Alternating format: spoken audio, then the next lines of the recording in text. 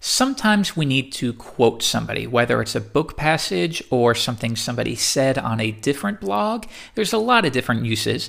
Think of it just when writing a normal article with pen and paper. There are some times when you need to quote somebody, and we can do that within HTML as well by using what's known as the block quote element.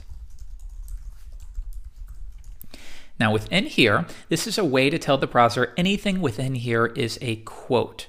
So why don't we reference an Einstein quote? I've pulled up a list of some of his quotes. Let's just get one of these. So within here, it is a paragraph, so I'm going to make sure that I add a p tag, paste it in, and close out my paragraph as well. And remember what we learned about indentation? It's a good practice to make sure we indent so it's easy to tell that this paragraph is a child of the block quote. Good. So let's save that and view it in the browser. So if I view it, it may not look like anything special to you, and that's okay, because remember, if you were expecting maybe big, shiny quotation marks or at least the text to be italic, that's not what markup is about.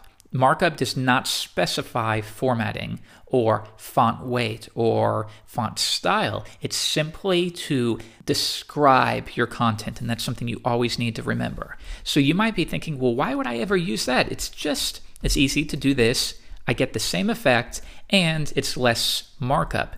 And it's because we are describing our content, and that is equally important, whether it be for screenwriters or for future-proofing our markup. So let's save that, and if I view the source, once again, you can go to View, Developer, Source, or I always press Control-Command-U on the Mac. And now we have given the browser some understanding as to what this specific content is. So just remember, if you're writing a blog posting, if you're doing a website, anytime you need to provide a call out, and it's again a nice way when creating blog postings to divide your content. Once again, if we refer to NetTouch, you can see that we use block quotes like so.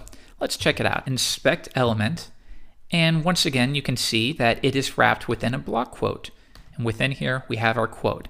And then we're using styling or cascading style sheets to make the text italic, to add a quotation mark here to make it look like a quote. But the markup alone is simply a block quote with the paragraph tag in it.